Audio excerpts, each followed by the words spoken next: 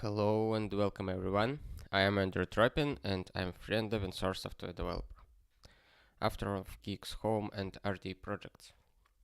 On this stream series, we usually talk about development tools and practices, share part of my usual day, and travel towards a sustainable ethical business. On previous stream, we discussed contracts and NDAs and what you need to pay attention to. Also, we planned to do some improvement of our test infrastructure in RT project, but get some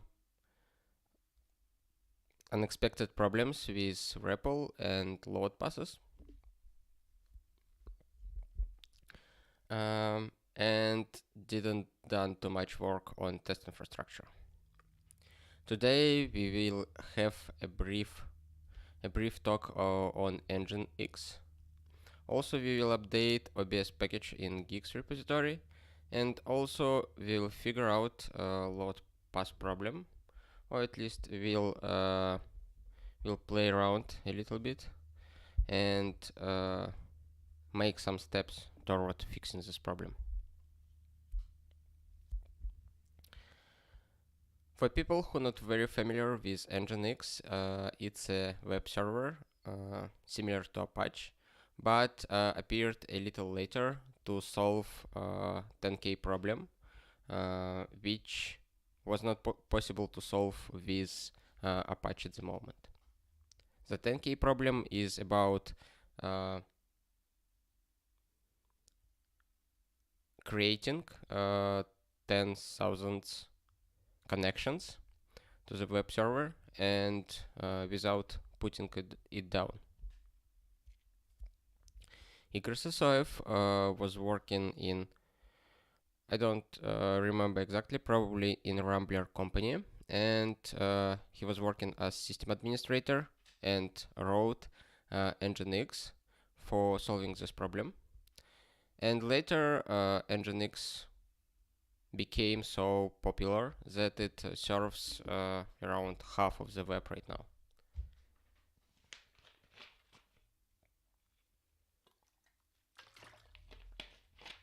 Nginx is not only a web server, but it's also a proxy, load balancer, and so on. It allows to do a lot of things right now. It has a lot of plugins which is possible to add to Nginx to extended functionality. So probably everything related to serving content, proxying, restreaming, and so on can be done with Nginx. Hello, Antares. This project is also interesting because it's a free and open source software, and this is one of the reasons why it became so popular and widespread. And of course, Igor Sosoev and probably other people who is working on Nginx need some money to live, and after leaving Rambler, as far as I know, the company was established for Nginx, and they were selling consulting and development of their Nginx Plus software, which is probably proprietary, and it's some kind of additional part which extends Nginx with analytics and some other useful stuff. I'm not sure if it is a perfect model, but at least it worked quite well. And later in 2090, the company was acquired by F5 Incorporated for 600 millions, which is quite impressive.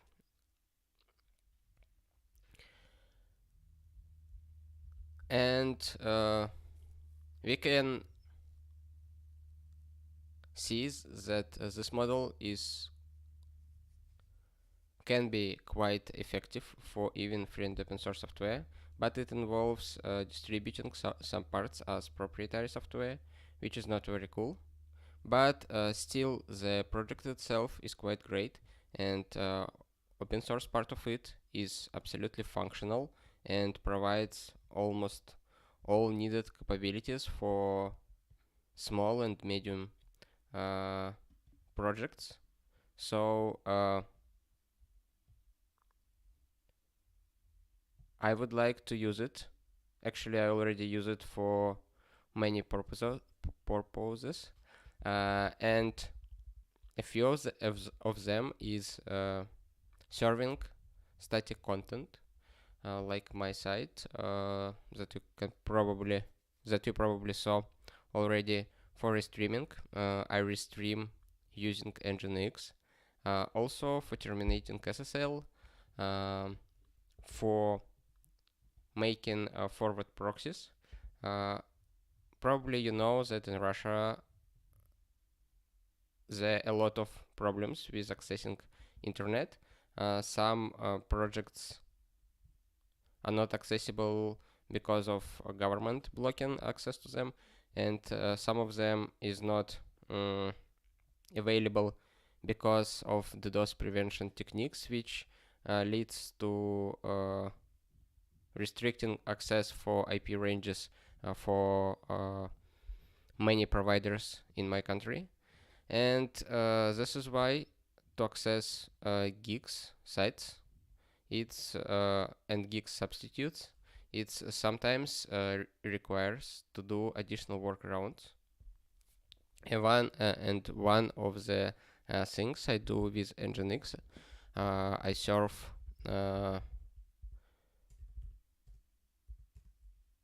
guix website using my Nginx, and it provides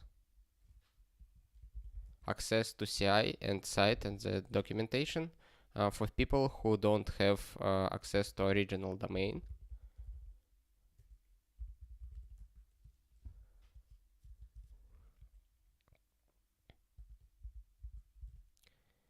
And this is one more application of Nginx, and probably there are much more. Today we won't be focusing on Nginx in terms of our work, because we have some other work to do. But later, probably in this stream series, we will be exploring the Nginx configuration structure. We'll set it up and deploy it to remote servers. What else? We probably will write a system service for it, so it can be deployed with guix deploy tool, and probably much more experimentations and development related to Nginx and guix will happen later during next streams. But today we will focus on two tasks, which first one is just simple and easily achievable, and the second one is related to the previous stream when we had problems with load passes, and we will finish the first one to get some results and feel good about ourselves, and the second one will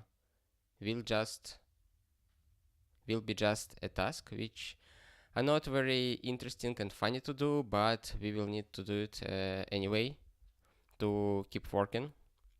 So let's start from updating OBS package.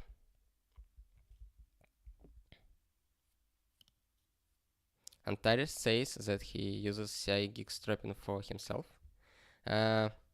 It's nice to know. Also, probably not very known part about proxies for guix sites, that they have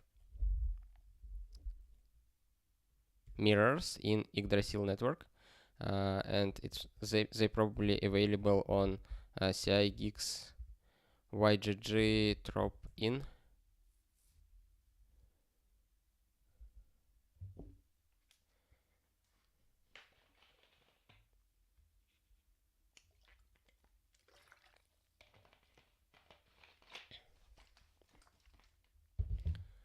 Okay, for some reason CI guix loads quite slowly.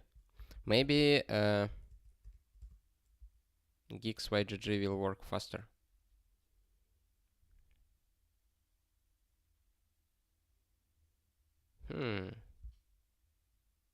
Maybe something wrong with my local Yggdrasil setup. But okay, I know that some people use Yggdrasil to access CI, and it allows to survive even when your government do a lot of restrictive actions to prevent you from accessing content, and using Yggdrasil routing model, it makes it almost impossible to block some particular resource, and it feels cool, technical solution for preventing people doing bad things. Okay, let's open Nginx project, and we'll update OBS package. Actually, I already have a commit which unmerged to origin master, and I already did all the necessary work to make it compile. And currently I stream from this OBS version. Actually, it's already 2 days or 3 days when I stream with OBS version 29.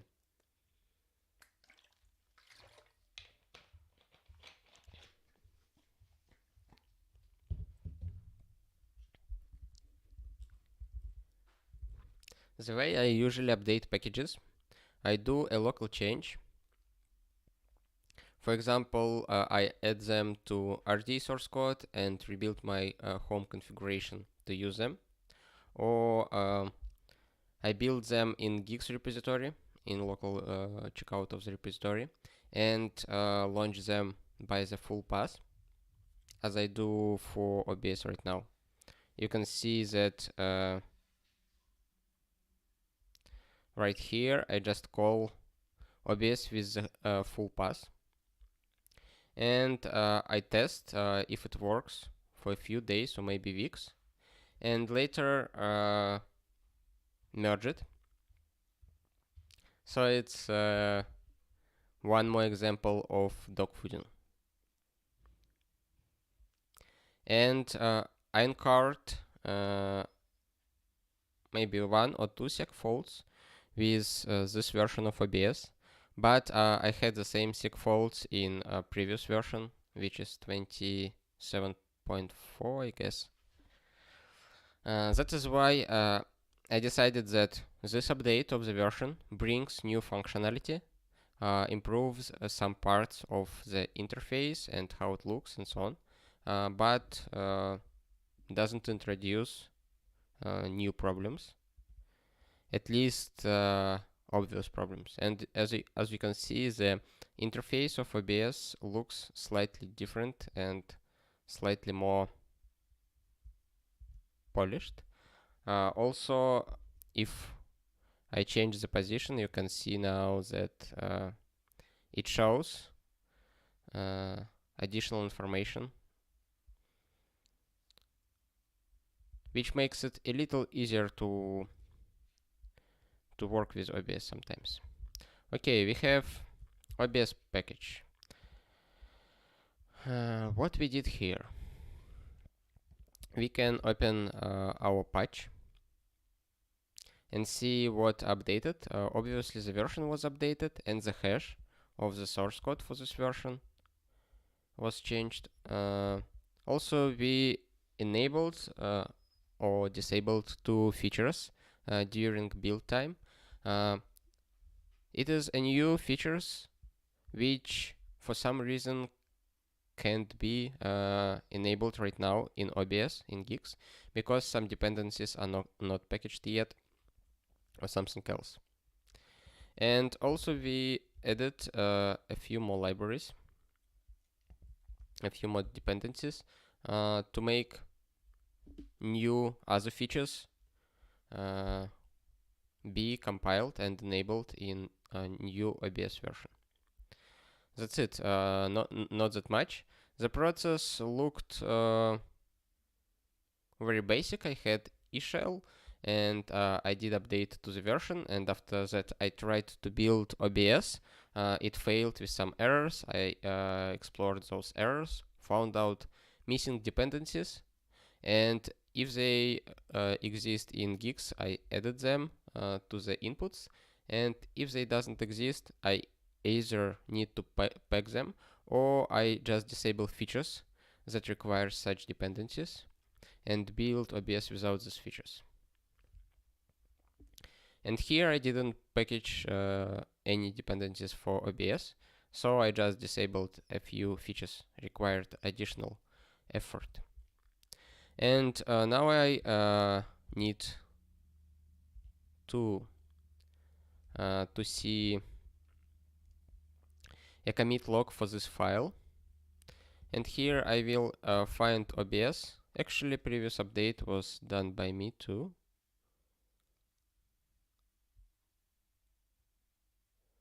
Okay, let's just copy it.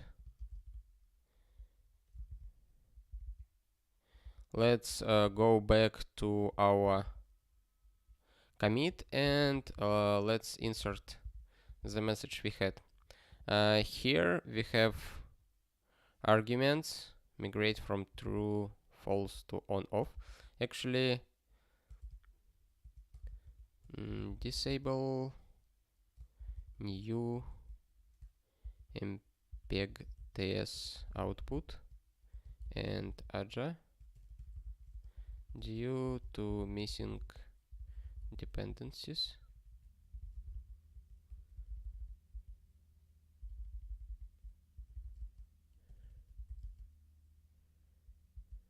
Whoop. We also updated to 29.00.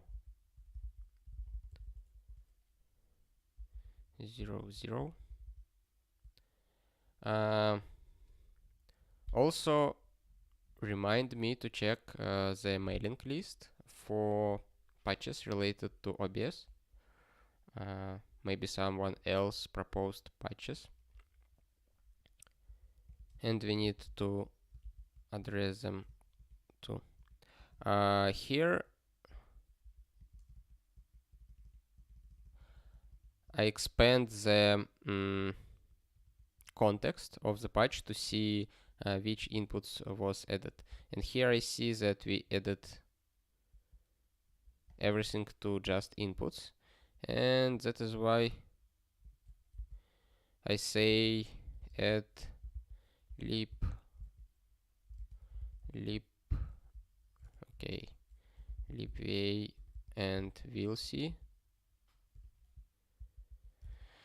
We remove it. We update this one to 29.2. That's it. We prepared a good enough commit message. Confirm, and now we see updated commit message, which looks good to us. Now let's do pull from origin master to get the latest updates, and I have automatic rebase while pulling. That is why our commit changed the hash, you can see here, and now it is applied on the recent commits.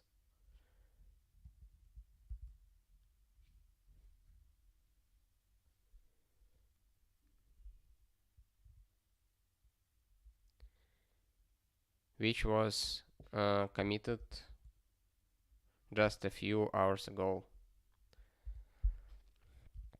Okay, very nice. Now we need to check that our patch, our commit builds on the latest version of the master branch. And for this, we will do a pre-inst env. Pre-inst env sets appropriate guile load passes and points guix binary to the locally built guix version. To actually get this pre-inst script and build guix from this repository source code, you need to do a few more actions like bootstrap, configure, and make. But I already did it, and if you want to do the same, just read the manual. It contains the information about those build steps. I will need to only guix build OBS. But before launching this command, if I try it right now, I will get a lot of messages about newer source code than compiled version of the files for this source code. That is why I will call make go first, which will rebuild all the updated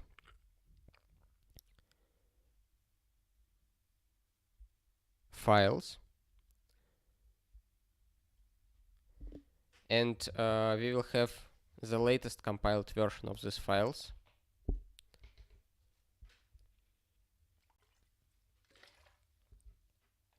And every time you pull from a region master, you usually need to rebuild all those files. But as you can see, it probably rebuilds only updated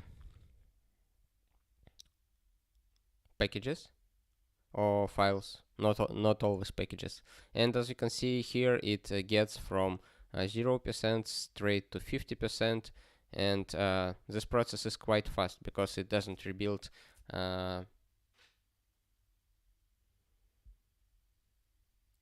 files that already in a good enough state. Hi Demis, nice to see you. Line 3 2700. Yep, thank you.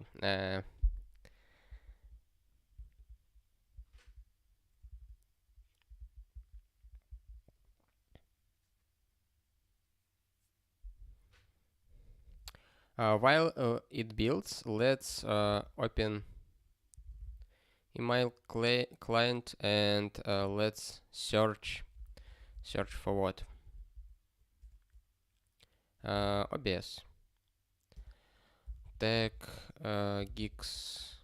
Okay, I will just search for OBS.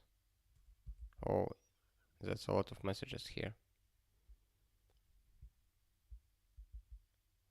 We see that there is a patch for adding VK capture. There is some discussion of OBS stream FX. Actually, it's a funny story. Lisp feature, OB REST client. Okay, probably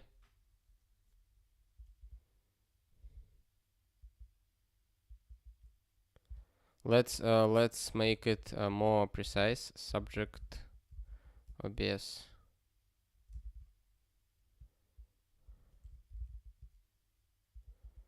OBS. Let's make it more precise. Search and put the space here. Okay, what about \s? Now jobs.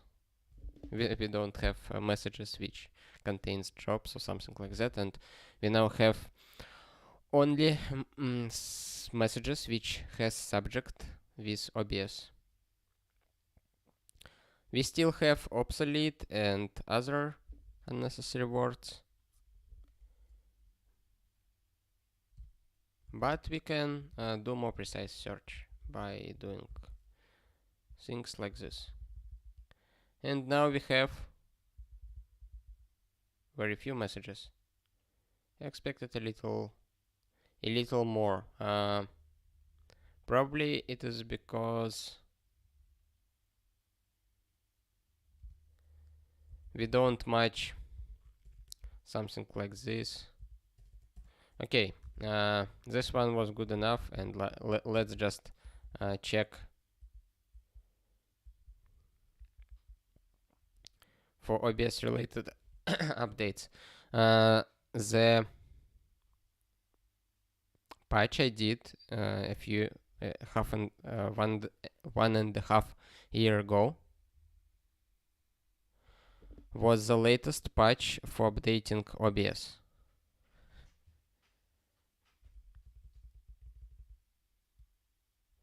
On the mailing list. So it means we don't need to reply to other patches about OBS updates. And let's take at OBS VK capture. I don't know what this package for, but I guess we can merge it as well. Maybe. Or maybe not.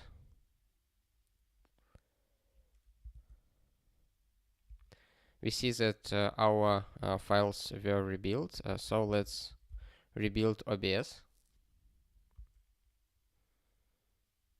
And while it builds, we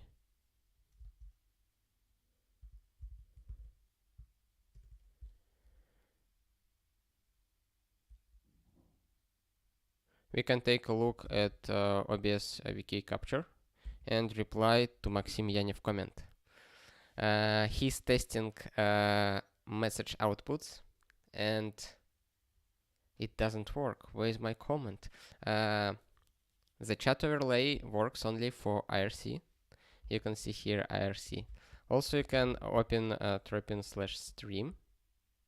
And on the right side, you will see that connect to IRC. You can click connect. Probably you will need to set a nickname. And after a few seconds, you will be connected to Tropin channel. And we'll be able to type something like this. And this message will appear on the chat overlay.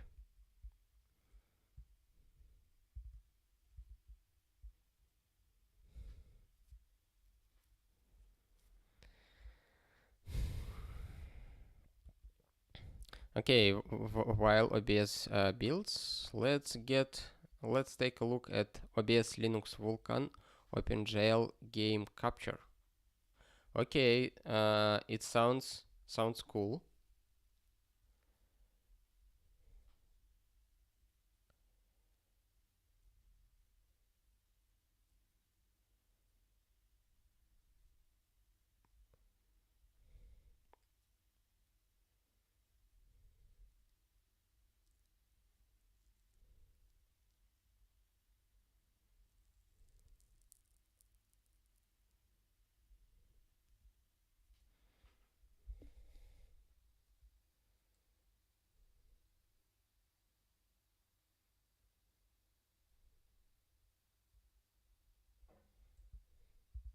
Okay, it sounds useful. Let's see what we have in our patches. AutoJune, new variable.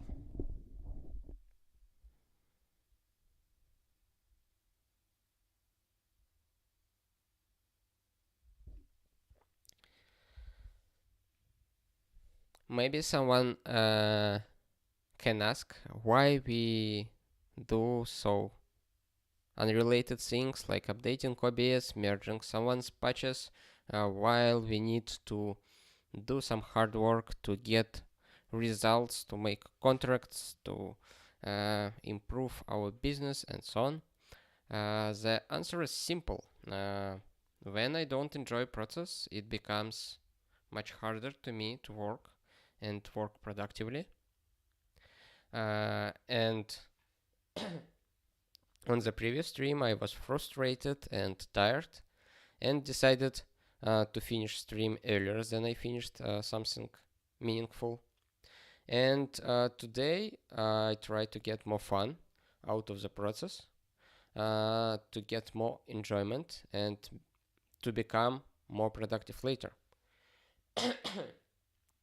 And even not doing something related to expanding our uh, business and so on, I still will get a better results in long term because I will be more motivated to work on RD project, on the business related to it, and other stuff. And that is why I just switch to more interesting tasks at the moment and try to get some fun from it. And I already made a stream on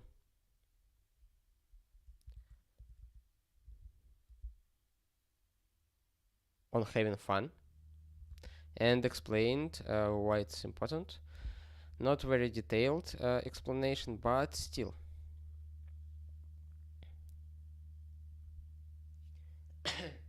And as you can see, I am much more happy right now than I was yesterday, and much less frustrated because we do something that works, and we get an instant feedback from it. Achieving even such a small success is also important to keep you motivated and interested in the project or in the life in general. And always forcing you to do what you don't want to do can lead to mental health problem and other not very desired side effects. Okay, we see here OBS VK capture package version 1.3.0 and OBS VK capture has this release 2 weeks ago. Okay, that's the latest release. Very good. Version is okay. Everything else seems good. Build system CMake, tests false. Why we have tests disabled? Let's see. I guess there's no tests in the project.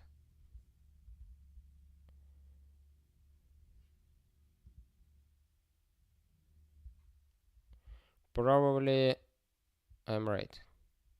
But let's take a look. Whoa.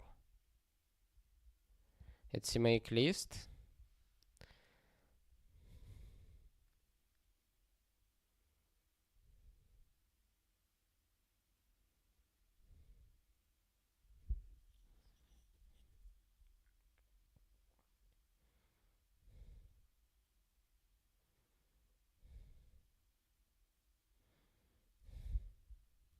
We see it also installs OBS game capture binary, which I can guess used for launching games.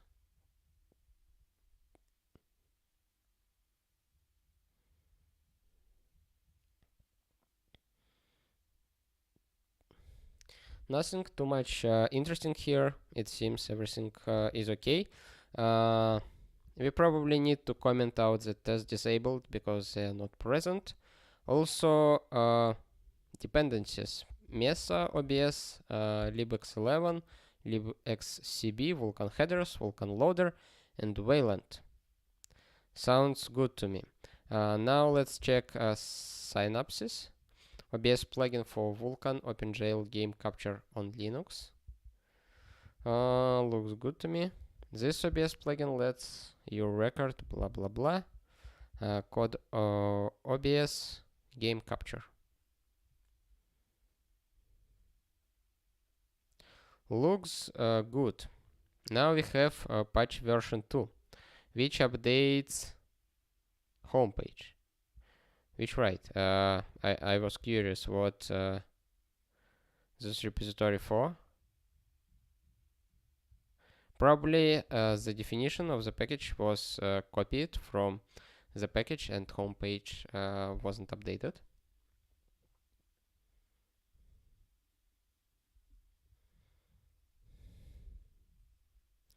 Let's see what else we have here. Thanks for the help. Not used to send email. Hi Tobias.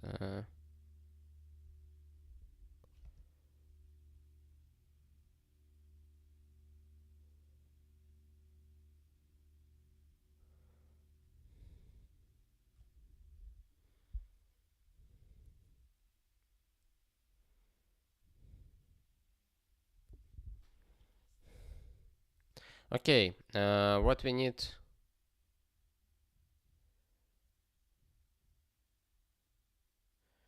to check here.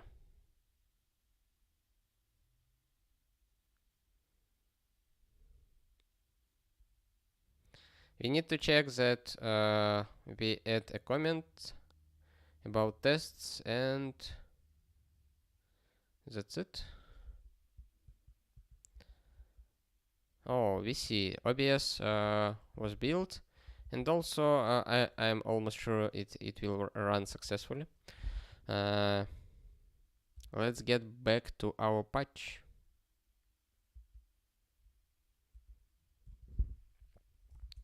I will take the latest version. We'll navigate to work Nginx folder and apply this patch. Now let's switch to the repository, open my Git interface, and see this patch was applied. It has duplicate of commit message body. We will just remove it. Also, we will say signed off by Andrew Tropin. And what else we need to do? We need to comment that tests. Whoops. Tests. No tests. Okay. No tests. That's it. Inputs correct. Arguments correct. Build system correct. Homepage correct. One more thing that we would like to do is to of course build this package and lint this package. Lint OBS VK capture.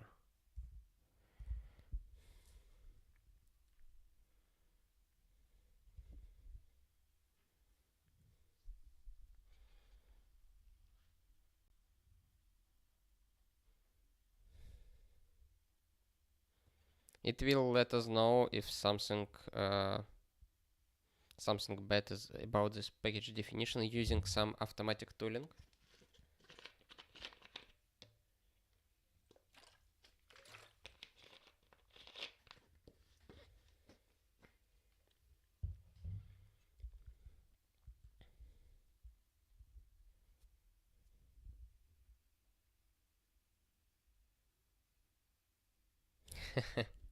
Just fascinating to watch you work with emails, gigs, and git commit combined in emacs. Shows me how bad I am at it. Haha. Actually, my workflow is far from perfect. I quite clearly see a lot of ways to improve, but it's still good enough because I don't do so much application of patches and reviews, so it's kinda not perfect, but still works, and it obviously can be better. Maybe later, if I had more work related to patch merges and review process and so on, I will work on improving it. But for now, I don't do it. Also, there are some planned works on mail model for RD, which should solve some of the problems. So it's always postponed for some time, and maybe someday, a few weeks or months later, I will get back to it and I will improve it.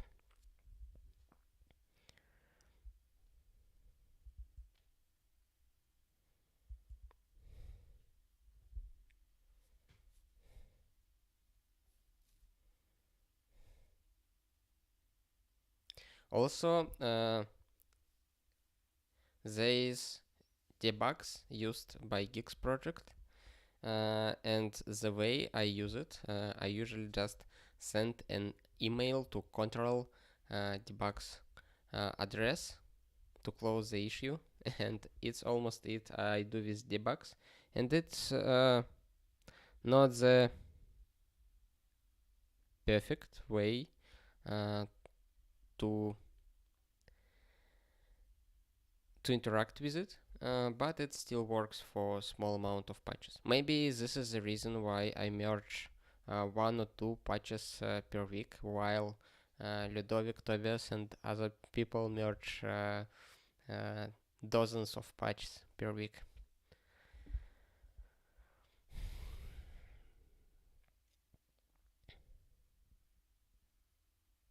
Okay, we went through the lint process for our package, and now we have confirmation that automatic utilities doesn't seem any problems in this package definition. Also, we can use guix style, I guess, on OBSVK capture, which will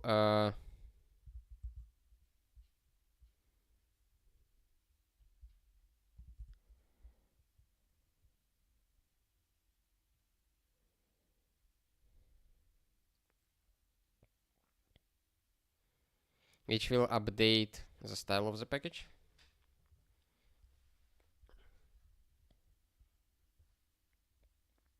Which probably not necessary. The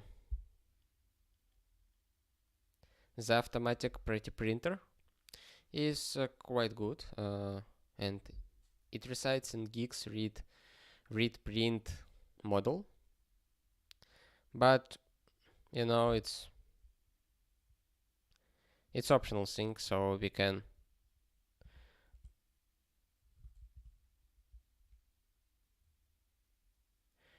drop this change, or we can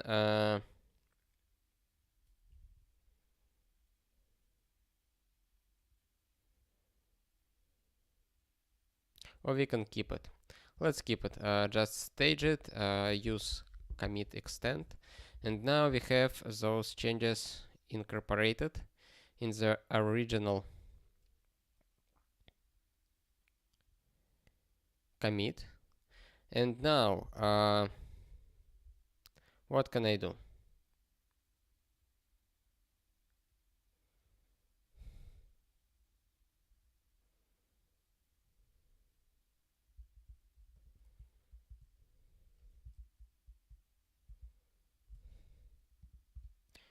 By the way, I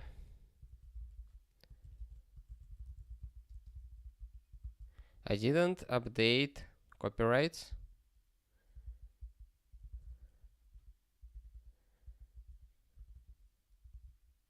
Ouch. I guess it should be like this.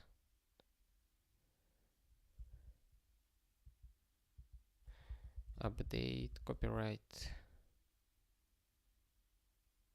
Huh. Why it doesn't work? Okay, I will write it manually. I probably have commits in both years. Andrew Tropin. This one for 2023, and this one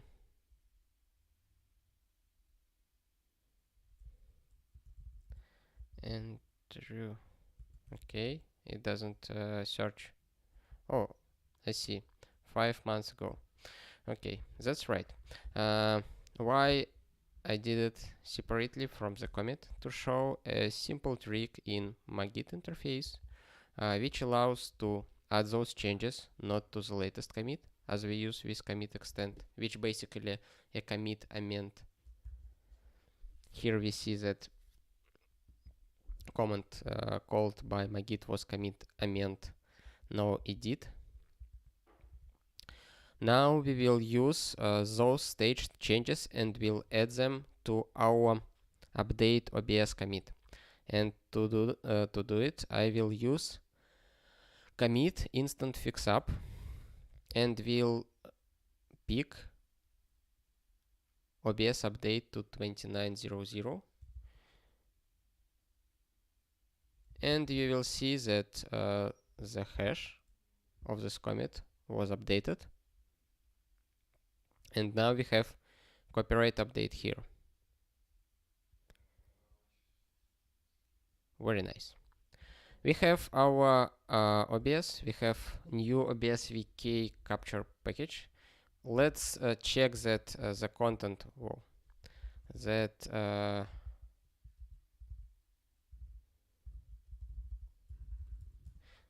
the content of the final package contains all necessary stuff.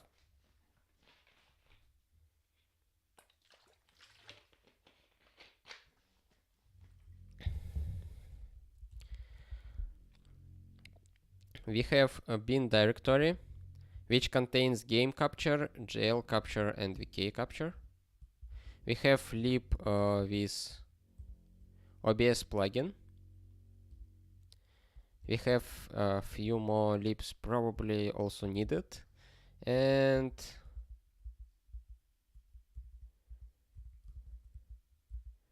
some additional files which probably also used by this package.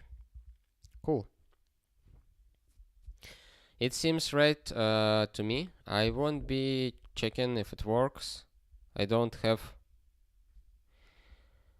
oh, probably I have a game on this laptop, F Heroes 2, but I won't be checking it anyway because it can cause problems with OBS, because I will need to start another instance and something can go wrong and break the stream. But I'm already satisfied with the result. It built correctly, it contains all necessary files, and that is why I think we can merge it and push it to the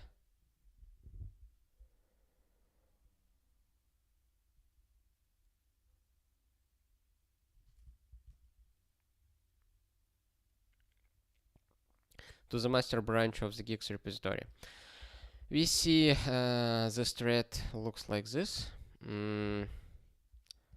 I will say thank you for the patch. Thank you for the patch. I applied guix style OBS wiki capture and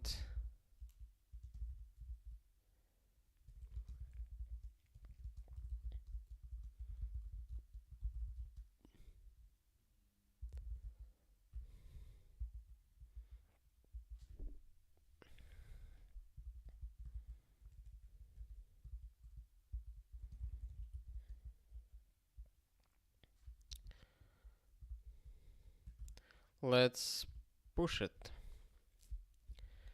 Right now I push the changes to the master. If nobody committed between our last pull and current moment, it will succeed.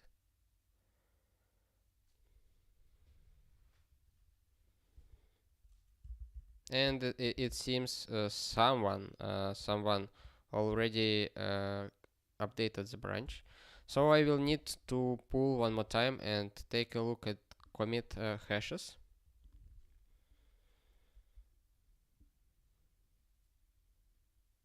They are updated because our local master branch rebased on top of origin master branch.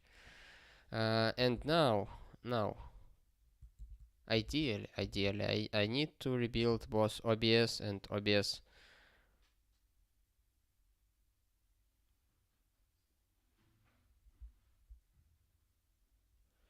VK capture. And as you can see, no dependencies changed since our last pull, and they rebuilt almost in no time. Yep, very nice. Now we can push them, and this one should succeed.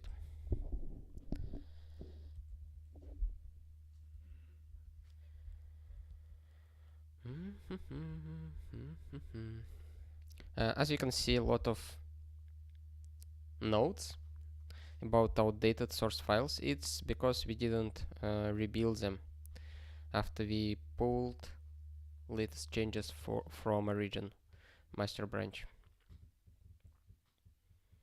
But it's still not so much changes, so it doesn't bother us too much.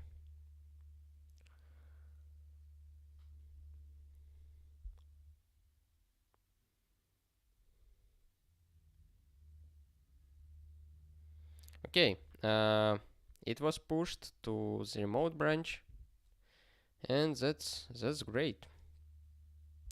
Now we can reply to the message. Thank you for the patch. Applied guix style to OBSVK capture. Added a comment about tests. Merged and pushed as.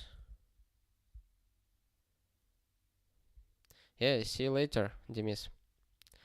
It was pleasure to have you here.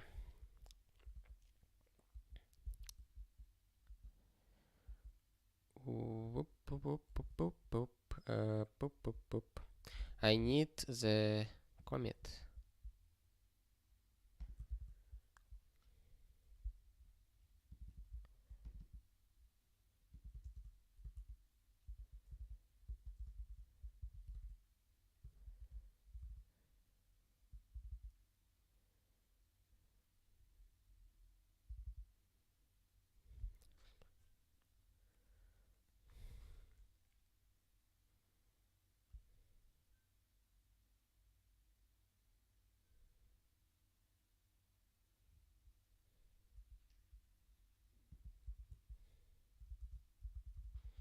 We still can't fit it in 2 lines, but okay. We replied to the person and let him know that his patch was merged, and let actually every one else know. And now we also need to close this ticket. We will send a message to control debug's address with this content.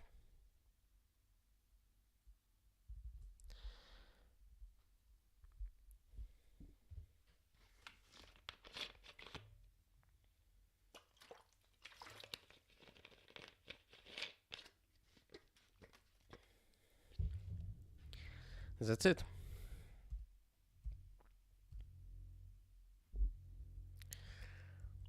Let's get back to our work. What else we have here? We have a problem with load pass, which was very frustrating, I would say. Let's try to replicate it. We have e-shell, and in this e-shell we had a command which starts a REPL and make it listen on some port. And first of all, let's start just a REPL and load pass. And let's see that load pass is correct. It contains src. It should contain test. Where our tests? Oh, Maybe it shouldn't. How to close it? Exit. Yep. Okay. Uh, let's see our pre-inst env content. Okay, it contains only src, which is right. It's right. It should be this way.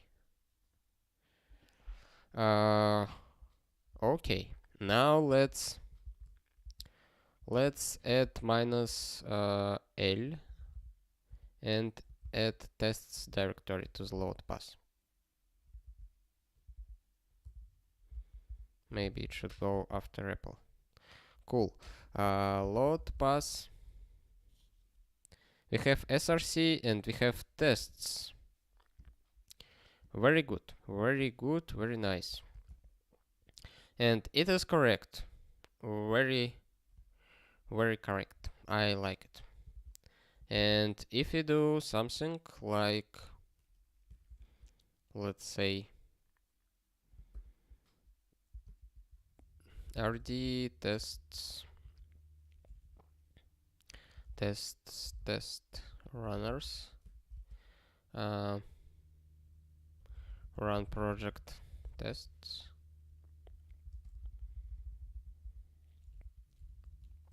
like this.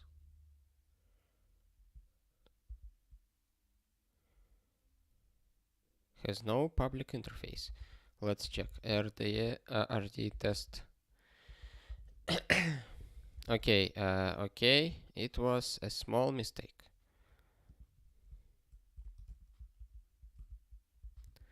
It was this one. Very nice. We can have it.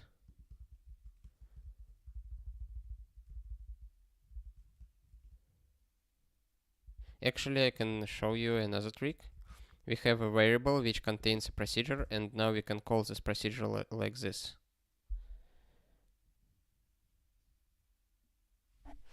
And we have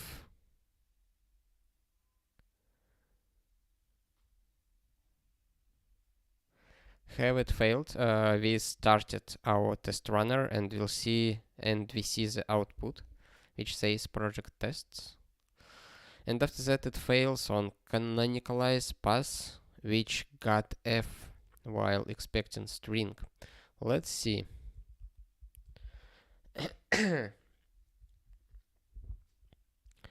It failed here. Let's try to replicate it. Okay.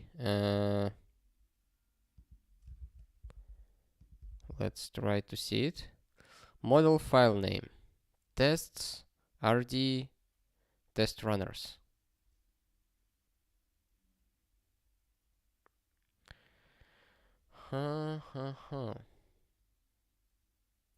That's right.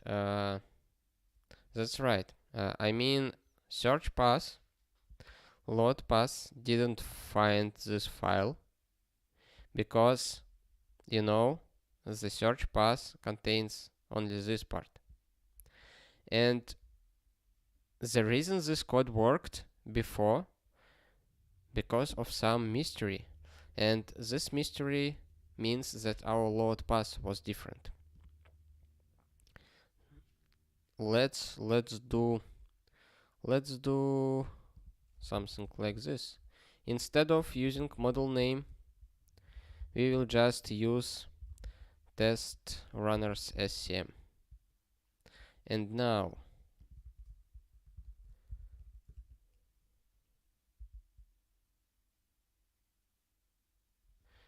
it still doesn't work.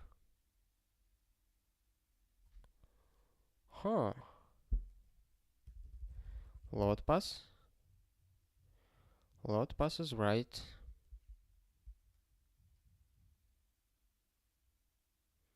The file name is right. What if we say rd?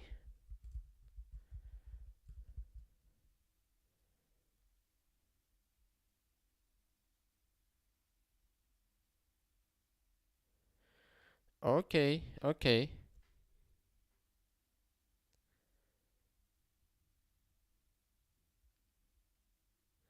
It found what we were looking for. That's correct. That's correct. And previously we had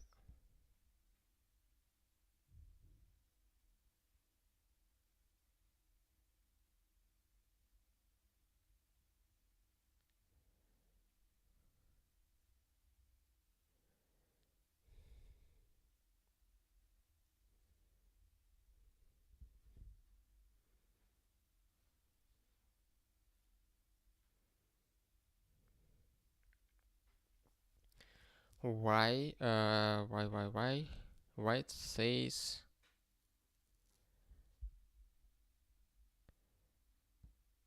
this pass. I don't know why it prepends dot tests to it.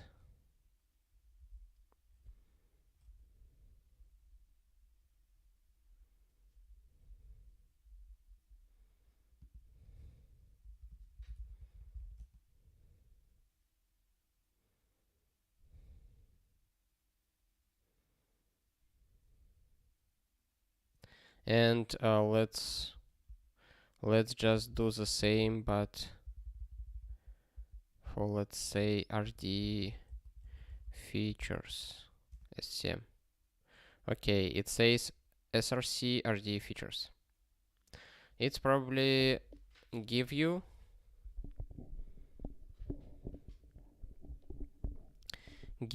a pass relative to our guix REPL. Can we launch our guix REPL from different directory and see if it changes something?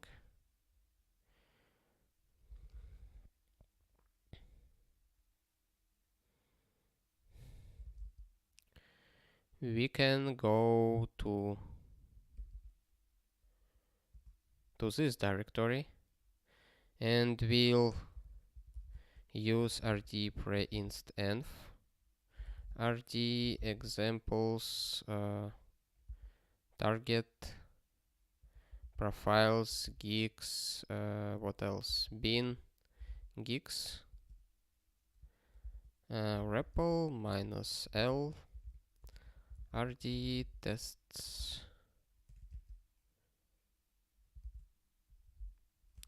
Let's see load pass. Whoops.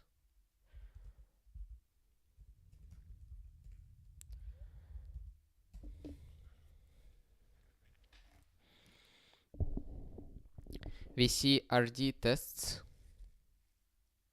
which is correct, but we see also .src, which is not correct, and probably will break something.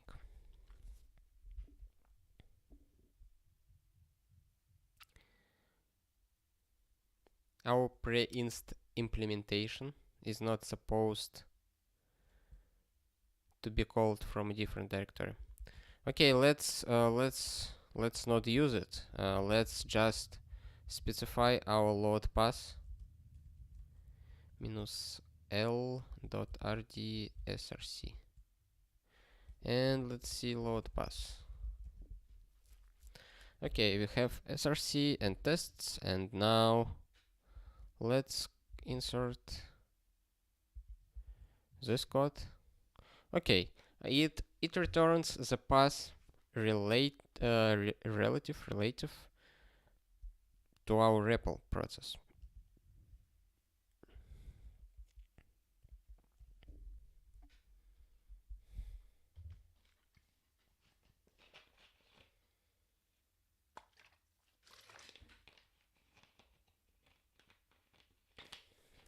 And that's right, that's actually right, because we have relative path in our load path, and it returns correct values. It found it here, which is correct. I like it. Now let's do this. Whoops. Let's copy this code and evaluated, and we got false. Why we got it? Let's see. Okay. Model file name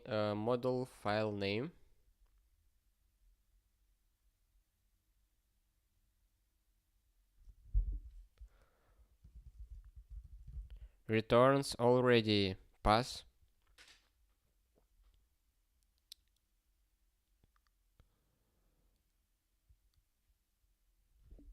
which knows something about load pass. That's right. I guess that's right. I don't know what is inside this function and don't know the implementation, but it looks right. And we need either use search pass or use model file name for resolve model, which should both work good. We will keep this variant, this option for now, and later we will clean it up. Okay, now what we can do? Probably, I don't know, do we need to reload model? Let's just restart the REPL and let's do RT test runners run project tests. And now let's call this procedure. And it worked. Worked good.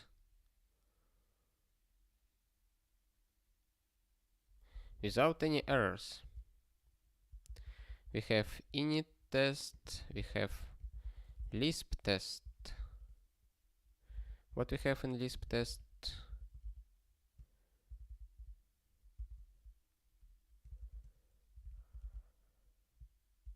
Let's repeat this process. Whoop, whoop, whoop. We need this code.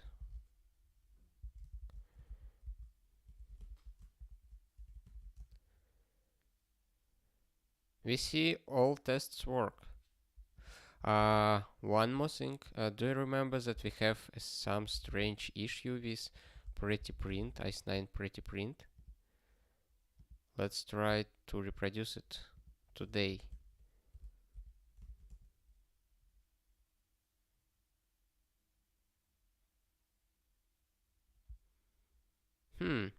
Okay, we need to restart the REPL. What is happening here? I will explain in a second. Actually, I will explain it right now. We have use models in our code, which triggers the evaluation of tests, but it triggers it only one time when we load this model first time. And on the second pass, it doesn't load this model anymore, and that is why it doesn't trigger tests anymore. So we need to restart our REPL and repeat the procedure. And it works perfectly fine. The problem with this strange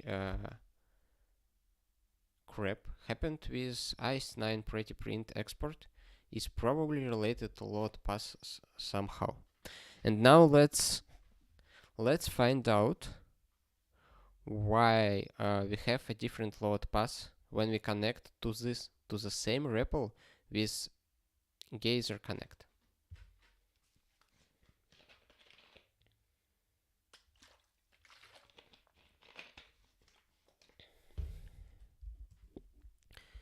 Whoop.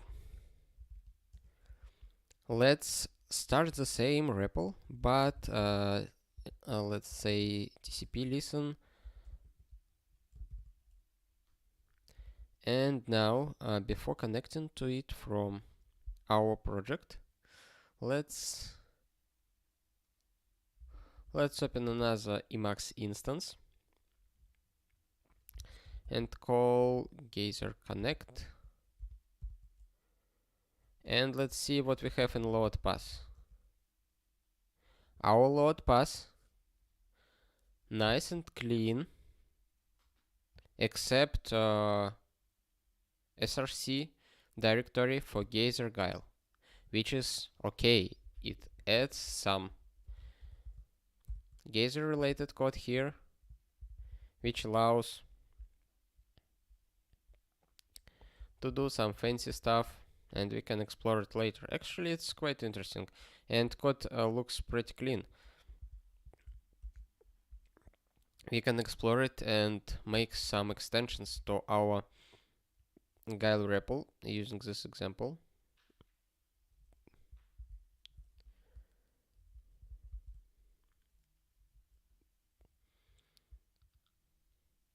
We actually see the implementation of API used by emacs package. Very nice. This is a power of open technology that you can actually explore it quite easily. You don't need to disassemble and to reverse engineer. You just see the documentation at the source code, and you know it's the right way, I would say.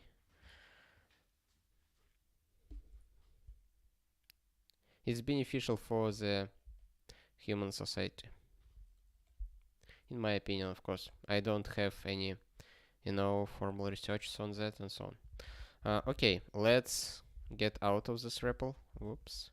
Let's reconnect to it and let's see load pass one more time. It's still correct. Cool. Let's get back to our project and let's connect to this REPL from here. Geyser connect localhost, and let's see load pass. And here we go. We have it in our load pass. And maybe I know the reason. Maybe. Let's see what we have in cache emacs custom el.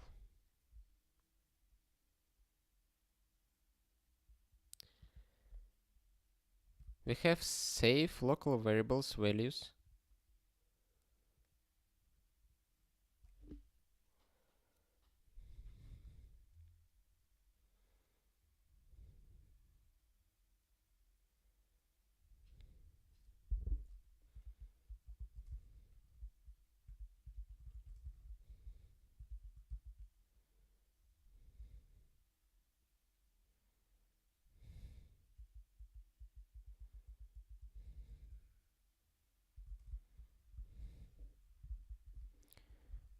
We have those local variables. Let's remove them. This is a code for setting geyser load pass automatically, which probably is not what I want. I will set it explicitly in my command for running geyser REPL. And also I will make targets for launching the REPL, so other developers can reuse it. Okay, I save it. I restart my emacs. I go back to the project.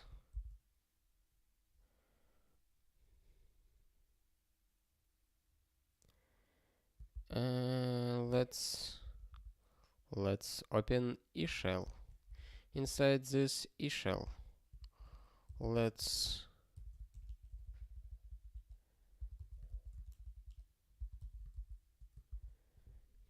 start the REPL. Let's connect to this REPL. And let's see what we have. We still have the problem. But dear locals,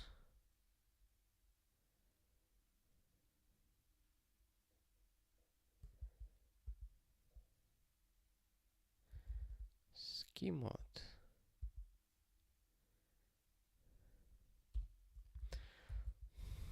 What we have here? We have something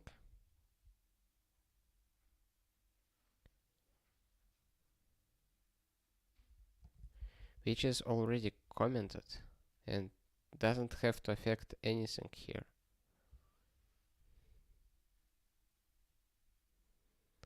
Okay, maybe the problem is not related to myself. Maybe this is a problem of something in Geyser. To check it, let's open another project. Let's restart the REPL first. Let's open, for example, guix project and connect to Geyser from guix project. And let's see if it adds. Okay, it adds the root of the project to the load path. But I wouldn't say that the problem in Geyser until I check it on another project which doesn't have dir locals. Or at least dir locals which contains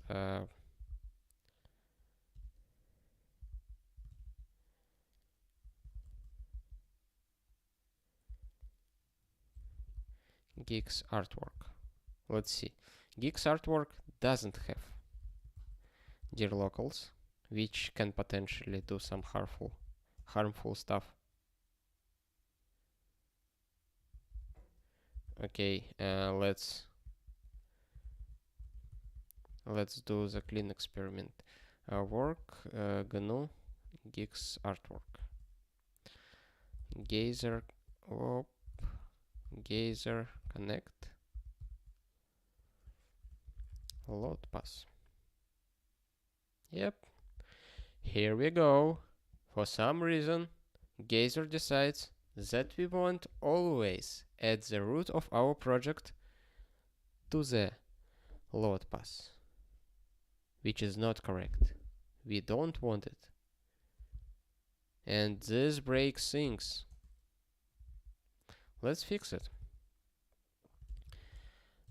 Geyser connect.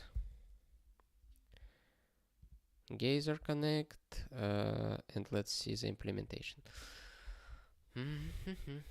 I don't like that the code is a little polymorphic here and will be harder to find the root of the problem.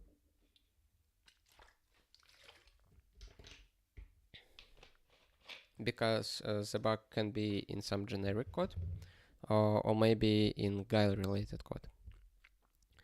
But anyway, let's see.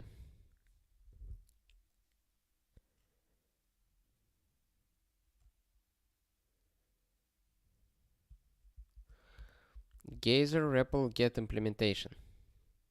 We probably have guile as our default implementation. That is why it doesn't ask us for implementation.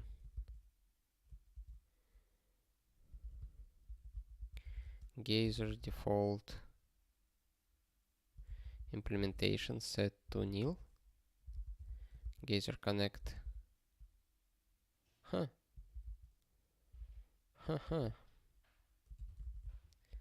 Geyser default implementation.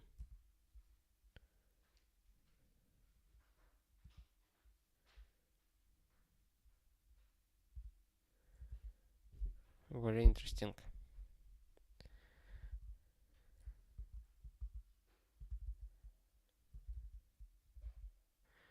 Why I don't get?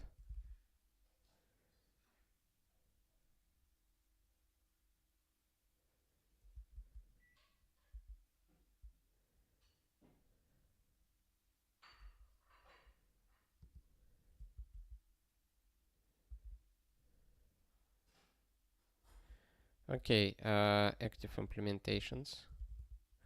Geyser active. Let's set it to guile, and what else we have? Ricket. I don't know if it is supported, but okay. Okay, it works. It works. Geyser REPL start REPL. Geyser REPL read address host port. Reading host and port works, So let's see what we have in start REPL.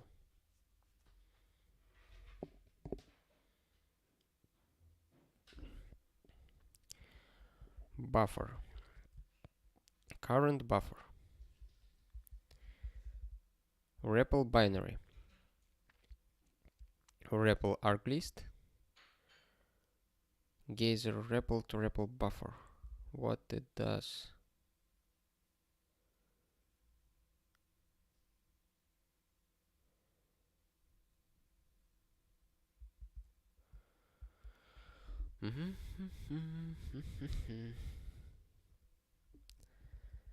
Okay, it sets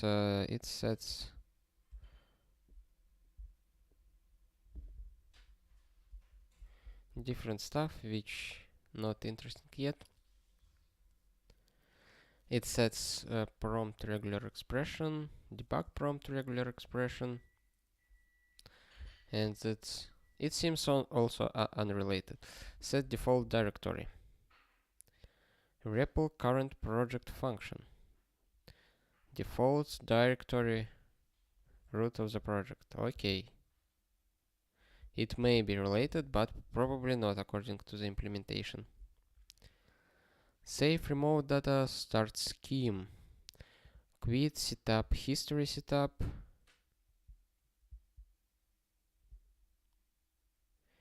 REPL connection, startup Autodoc, setup load path. This can be related because it sets upload path. When geyser REPL add project path, geyser REPL add project paths, and it's set to true, which is not we want. Which is not what we want. Of course, we doesn't want to have it. Okay, let's set this variable geyser project geyser REPL at project path.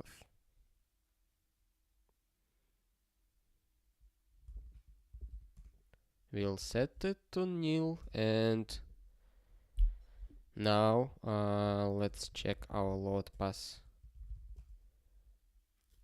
is correct.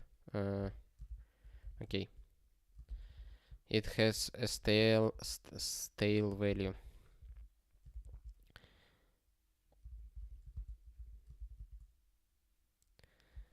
Let's try one more time. Boom, it's clean now.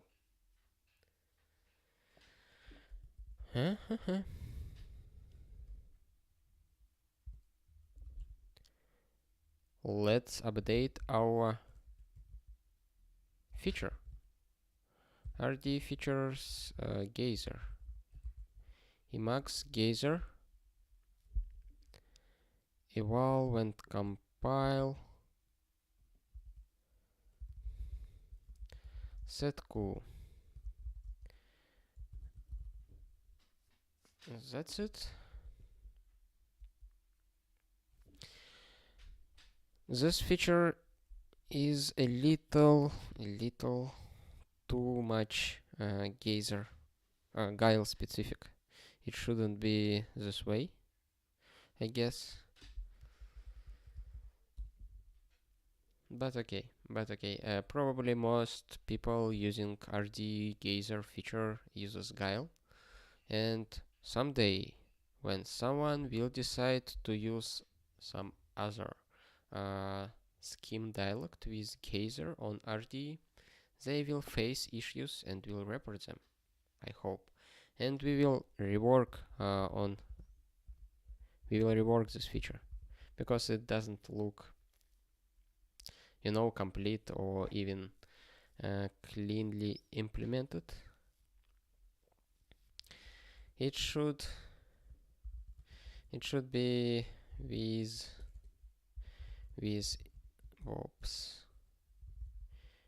eval after load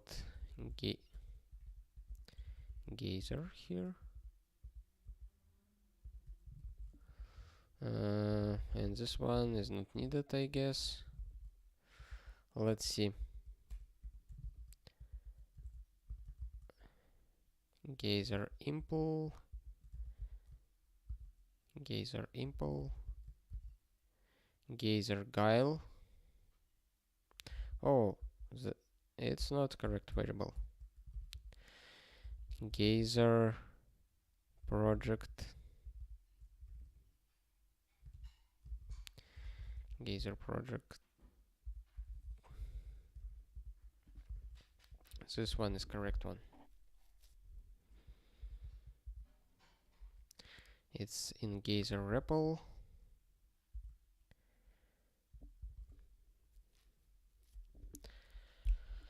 I put all of them under visual afterload geyser because I guess that when geyser loaded, all those variables are available too. But let's check. Geyser. Let's see what we have. We have we have a lot of afterloads.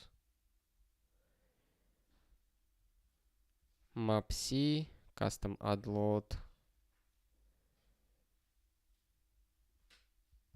REPL, xref. Maybe we need to split them. Maybe geyser impl.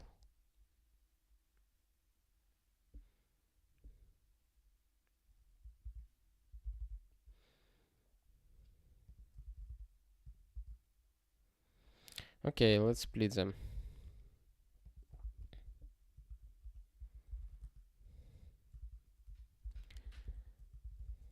It will be loaded after this one.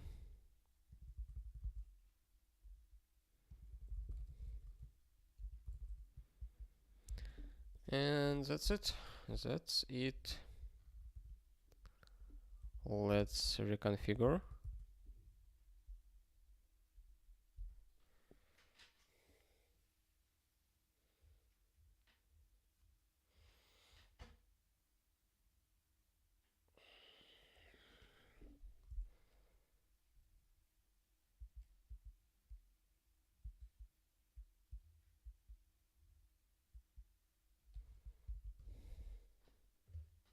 I guess most of the people watch my streams before they go into sleep.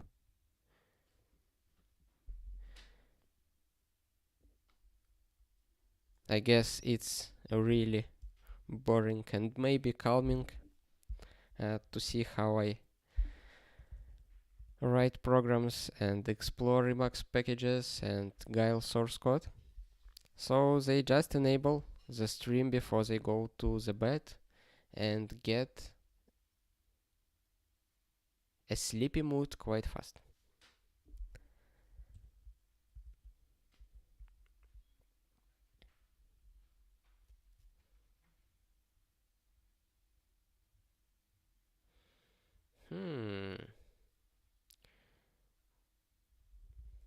I updated channels log. Do I?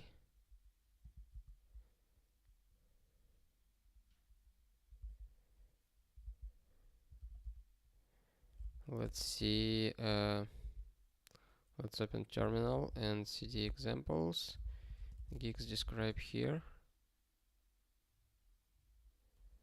Yeah, that's right.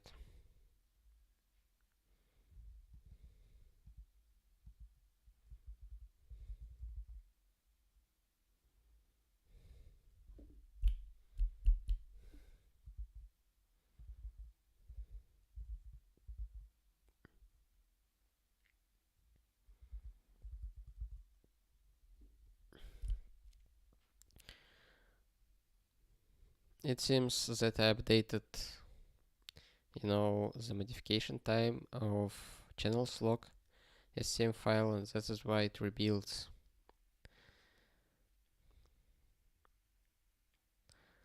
Nothing to be done. Very good. I'm glad to hear it.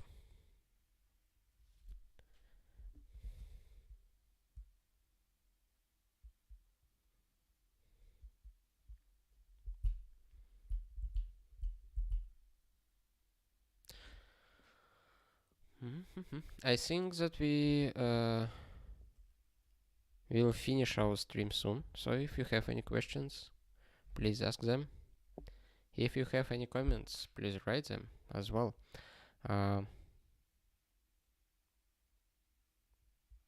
We updated OBS. We even added one more OBS package. We figured out the problem with load pass. And probably later this week or maybe next week we will come back to our test infrastructure and we'll keep improving tooling for tests in Guile. Maybe we will even write our testing framework for it. Or maybe not. I don't know yet. We will see how it goes.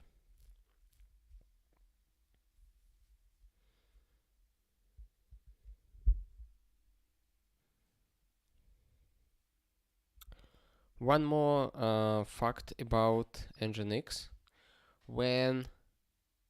Probably when F5 incorporated, were buying Nginx organization, Rambler company made an attempt to get the rights for Nginx product because it was done during the work in the Rambler company when Igor Sosoyev was working at the company, and they tried to claim their rights for the Nginx. It probably was done in the spare time, and it was not a part of his job. He was a system administrator, not a developer. So, as far as I know, Rambler didn't get anything from it. But it's still a good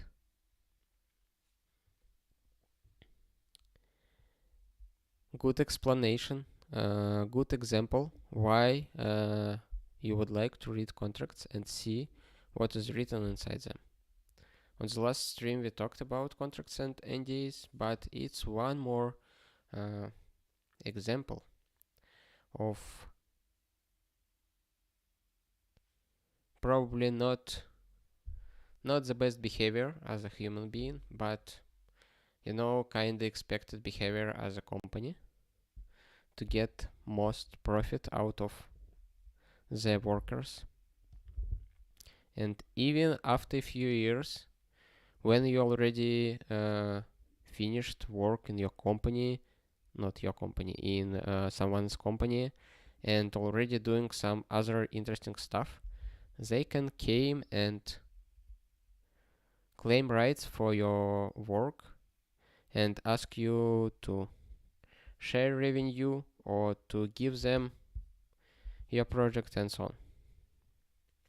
That is why be very careful when signing contracts. It's a really good idea. Okay, we will rebuild our home environment. Let's check that everything works. Let's start emacs.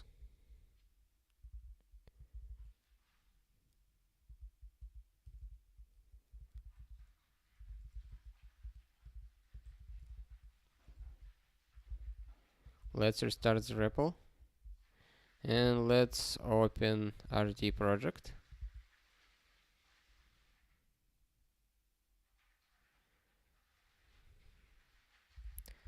Test runners, for example. And let's connect to the REPL. We are connected, and load pass. Crap. Load pass is not updated. I mean, it's updated, but incorrectly updated, and we have geyser REPL at project passes equal to true, which is not we want. Let's see. RD geyser. What we have here? We have visual after load geyser REPL setku geyser REPL at project path nil, and here we have true. What about default implementation? Active implementation?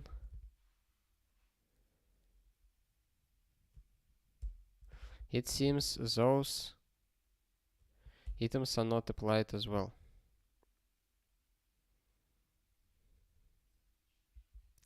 Okay, okay. Let's get back to our original idea. To use geyser only here.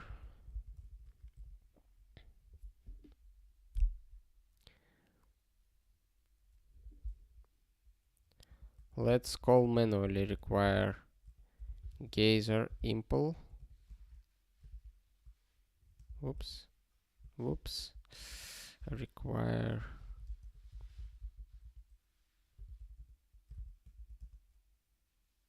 and now let's see the value. The value still not changed.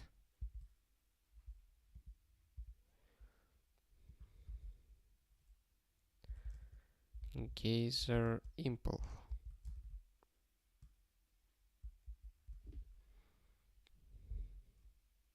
Very interesting. Very interesting. Let's see. Feature P. Is it the right function? Return true if feature is present in this emacs.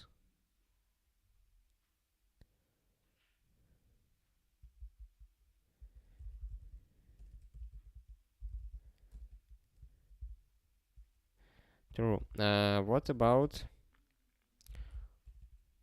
loaded? Feature loader, unload feature.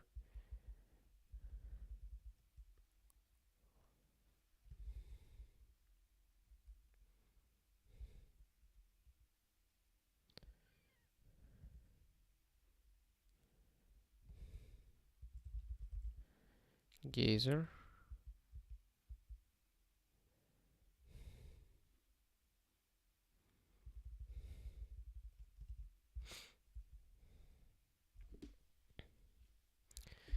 I don't know why this code didn't trigger.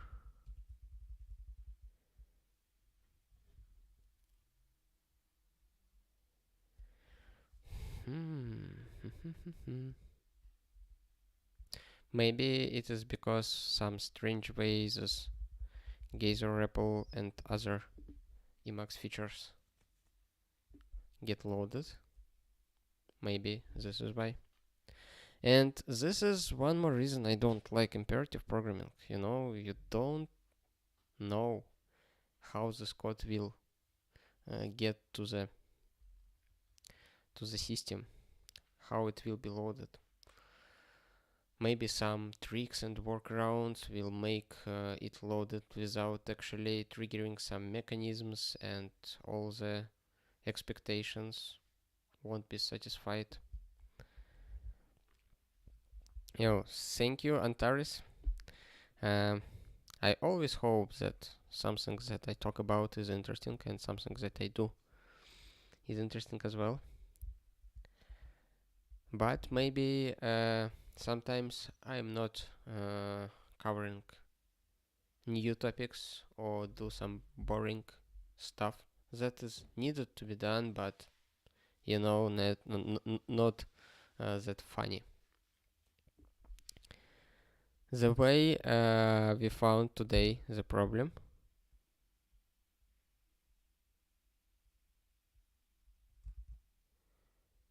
looks actually funnier and more enjoyable than it was yesterday, but we did the same task. Yesterday I was a little tired and dissatisfied, frustrated, and that is why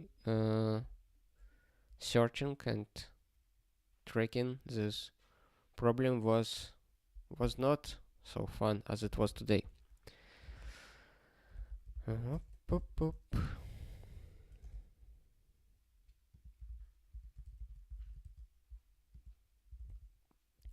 RD test runners.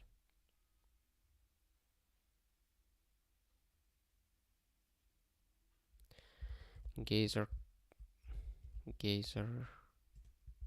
connect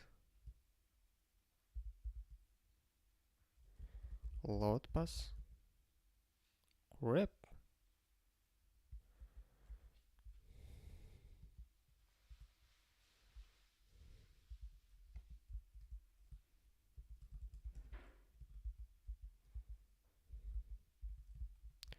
It seems those variables are expected to set in advance, I guess. And that is why we don't get the values applied. Geyser active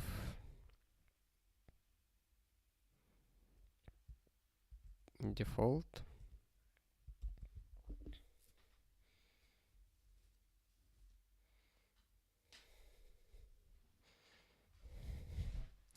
And we need this eval when compile then to prevent warnings about undefined variables during compilation of the configuration.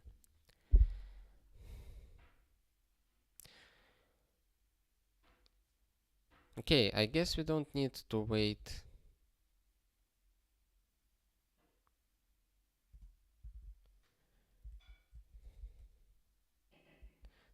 until I confirm that this fix works. And we can save a few minutes to you, and I can report on the progress tomorrow. But let's give it a chance.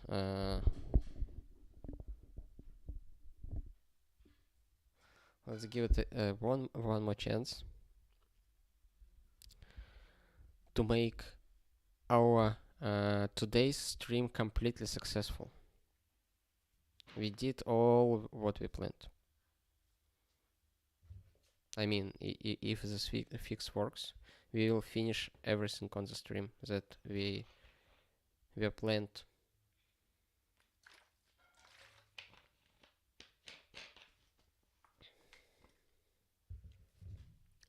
The another important reason that I didn't mention at the beginning of the stream, that Nginx used by many organizations, including a few that can make some contracts with my company. So it's almost, I wouldn't say most important technology, but one of the very important technologies in almost any programming stack. So future customers or contractors or organizations which would like to work with our company somehow will be using Nginx. So it is a good idea to prepare foundation that we will be able to use later for providing services or consulting or development.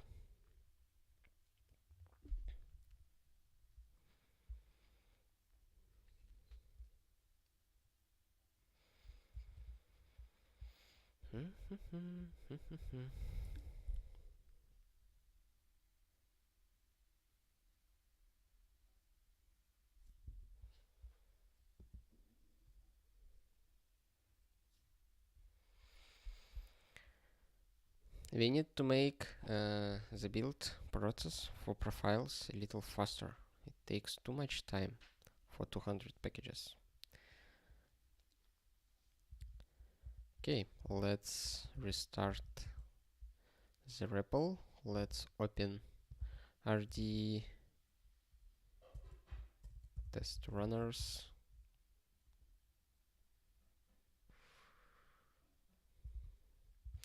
Geyser connect.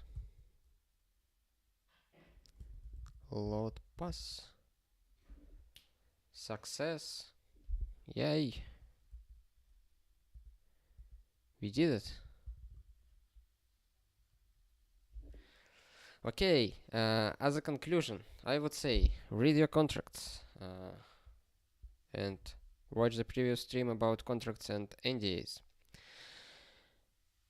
And the second take, work is not always fun, perfect, or exciting, but we need to find our ways to deal with it. And one of the ways I deal with it, sometimes I postpone work and switch to another task and get back to the work with more power and energy, and maybe more knowledge or context, and it's easier to finish it. So that's it for today. Thank you very much for joining. Have a nice day, everyone, and see you in a bit.